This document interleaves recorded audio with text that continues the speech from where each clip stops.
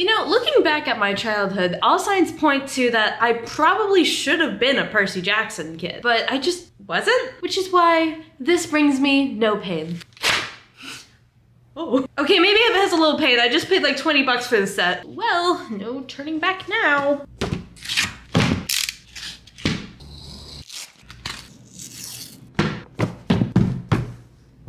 Alright, before anyone gets too genuinely upset about the book crimes that I have committed today, let me explain. So, as many of you probably already know, there's the new live-action Percy Jackson coming to Disney+.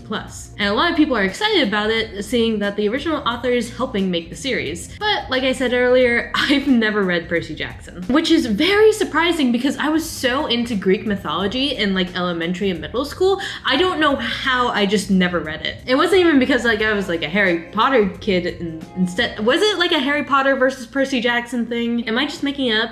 Was it Twilight? What did you guys like read at the time? I liked the Percy Jackson movie, but it also sounds like for the people who actually read the books, it's a lot like the Avatar live action movie, which we don't speak about. I really do want to actually read the books first before watching the series. But if I'm going to read it, I want to read it in style. And I decided, why not try and put some of my amateur bookbinding skills to the test? So that's why today I'm going to be attempting to take this paperback set and transform it into a hardcover and fancy looking leather-bound book set. Admittedly, normally I only do one book project per video, and this time it's going to be 5. So I don't know how this is going to work out. But that also means that we better get started on this. Now, obviously to start this, we're going to need a paperback set. These I bought pre-used, so don't worry, they've already been loved and used. I'm not ruining a perfectly new set. Can I just say, I really appreciate that the spine and the covers connect to make one big picture. Seriously, kudos to the design team behind these. Unfortunately for us to reach the end goal, they must meet their demise. Now that the book is to its bare bones, we can get started on prepping our text blocks. First step to doing that is making the end pages. This is what's going to connect our cover of the book to the text block. It was pretty simple to do, I just had to fold a piece of cardstock and then cut it down to the size of the pages. Then we just dab some glue onto the edge of the front and back pages to attach it. And now I just have to do this 4 more times.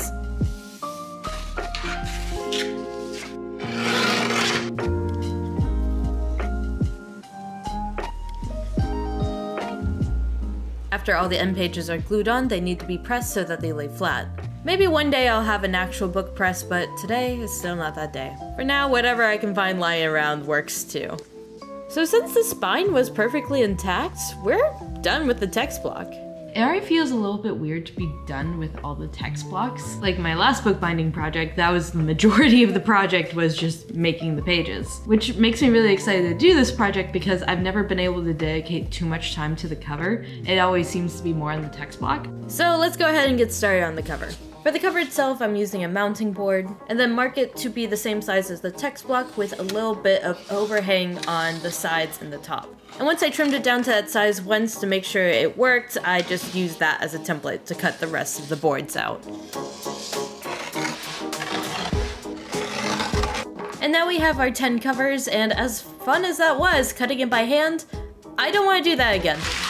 It's time to bring in technology for the next step. So to make the covers look a little bit more fancy, I'm going to be adding embossing to it, which is essentially just a raised part of the cover for decoration. So I used my Cricut to cut out all of these out of a thinner cardboard because no way was I going to do all this by hand. However, the cardstock I used was a little thin, so I ended up gluing 2 of the pieces together to make it the thickness that I wanted. Should I perhaps have just bought the correct thickness so I could avoid these steps? Perhaps. Or maybe I just enjoy the process of bookbinding and want to increase it as long as possible. When gluing the embossing onto the cover, I did the very precise measurements of eyeballing it, which I'm sure will not come back later in the process to haunt me. After several forbidden cardboard toaster strudels later, we finally have our covers prepped. Well, at least the front and back covers, we still need to do the spine. Using the same cardstock, I'm going to mark out the width of the spine and the covers for each individual book because they do vary in size from book to book. At least the books don't like double in size like they do in Harry Potter. Now for the spines, I actually want these pieces to be rounded. So a little trick to do that is to score the inside of the piece. These score marks will kind of allow it to give it a little bit more room to bend and curve in on itself. It still takes a bit of pressure to bend it into that rounded form, but now we have a nice and curved spine. Much like what my doctor said right before I got diagnosed with scoliosis. Which isn't a joke, I actually do have mild scoliosis. After taping the pieces together, we kinda have a version of our book cover.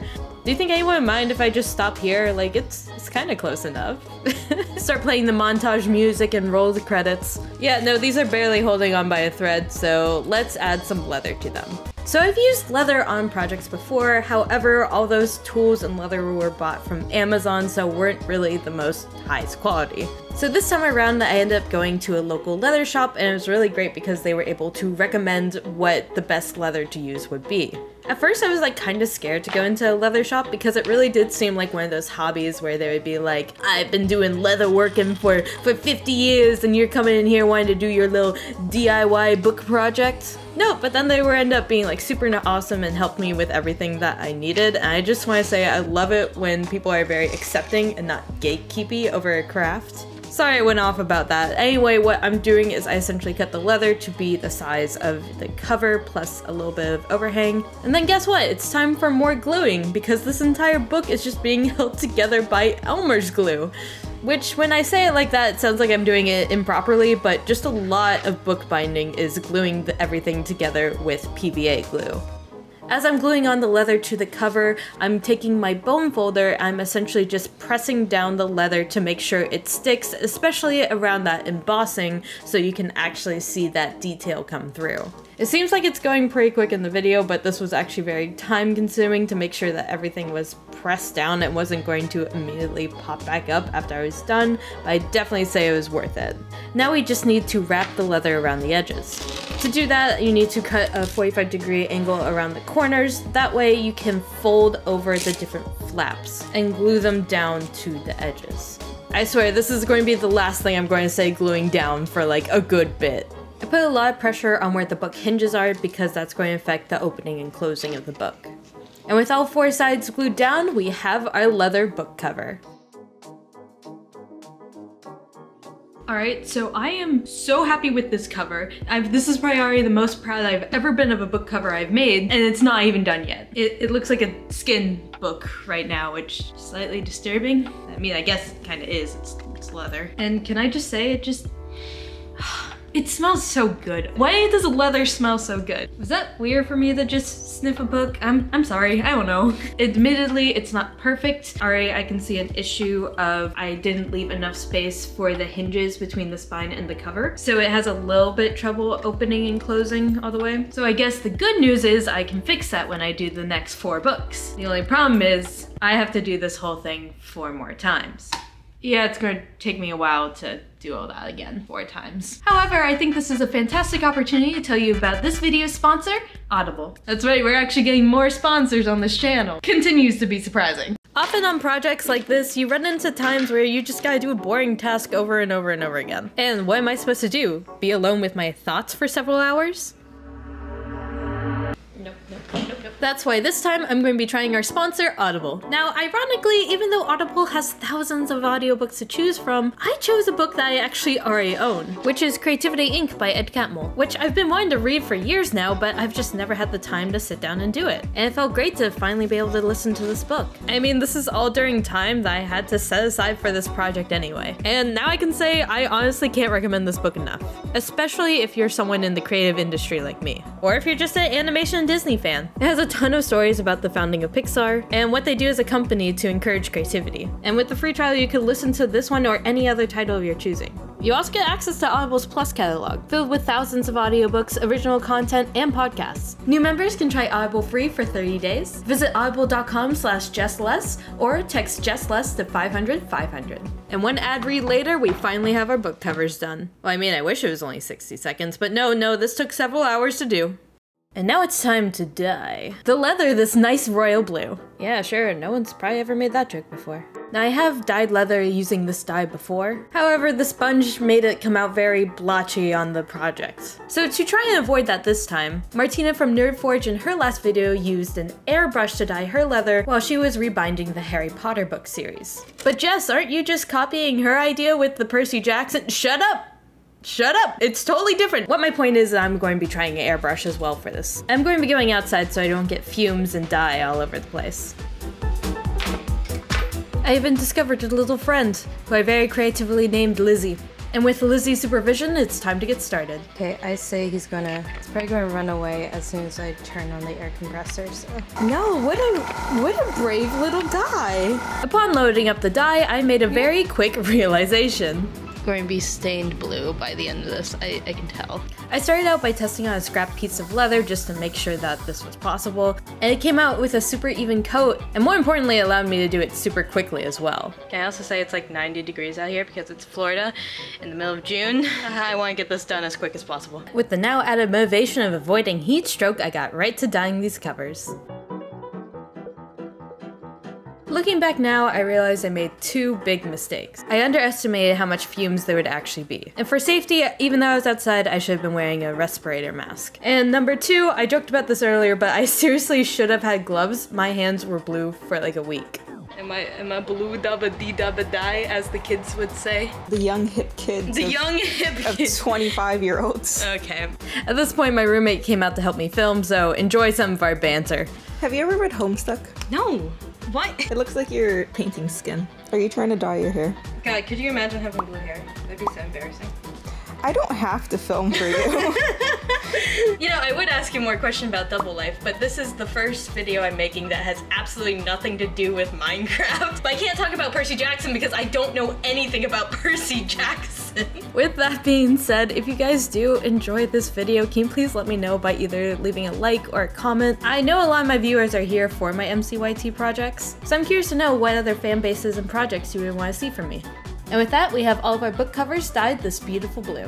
While it may not be perfectly even, I think the imperfection honestly adds to the general feel of it. Lets you know that it was done by hand. And now we can get started making these actual functional books.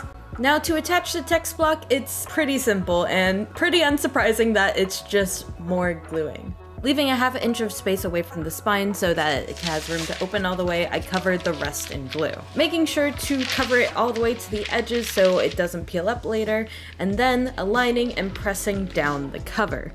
Once the glue has kind of set into place, I go and I use my bone folder to make sure that everything is smooth and there's no air bubbles. Then the only thing left to do is to flip over the book and do this again to the other cover. Cue one more short gluing montage.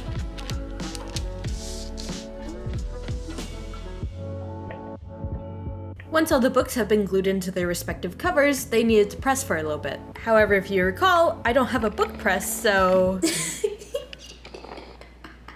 Yeah, I'm a professional bookbinder. The Cricut is so useful, as well as a paperweight. I may have strange methods, but these books are pressed. Now it's time to add the final details so we can actually tell these books apart by adding the titles that I have to design first. You know, I realize it's kind of hard to design a book cover for a book you haven't read and that you don't want spoiled, so you can't look anything up. So I just kept it pretty minimal. So I did find these book sleeves designed by Juniper Brooks, and it had little icons for each of the books. So I'm essentially just going to be copying and making my own versions of that, which as a graphic designer I know is very frowned upon, but these are my own personal books, so I'm going to go ahead and do it. Obviously, if I was selling these, it would be a problem, but these are just for me. I'm going to be creating these designs out of a silver iron-on foil, which I think will look super cool against the navy dye. And I'm actually using the Cricut this time for its purpose intention, not just a paperweight. And now I can peel back the excess and should be left with just my design. Ooh, look how shiny and pretty it is. Unfortunately, with this material, if the detail gets too small, it'll just get taken up with the excess. Now, it might seem like with the Cricut that it just does all the work for you, but when it comes to actually peeling the design, it took me literal hours to do this. Like, this footage is sped up 1000%. The reason it takes so long is because you don't want the actual design moving out of place, and the smaller elements don't have as good as a grip, so it's easy for it to want to come up with the rest of it. It's a very painstaking process, but it can also be very satisfying to see the final result. After several hours of weeding foil later, we can finally start adding it to the covers. To attach the foil, you need to go over it with an iron, and then once the adhesive is heated up, you can peel away the plastic. While vinyl is not the most traditional way of foiling a book, I think the results look fantastic. However, when it works. I started to have a ton of issues, especially with the covers, where part of it would melt, but then part of it would still peel up with it, so then I would go over it again, but then some would melt the plastic instead because I added too much heat, resulting in Percy Jackson: The Last Olympian, which I had to go and recut later. Eventually I did get a better idea of how long to have it heat and to make sure to constantly be going back and reheating it when it looked like it was peeling up. It was quite the struggle, but I definitely say that the final foil results were worth it. One last step is just to add a layer of leather sealant, that way to protect the leather dye as well as the foil from peeling in the future from use. And with that, our final book set is complete.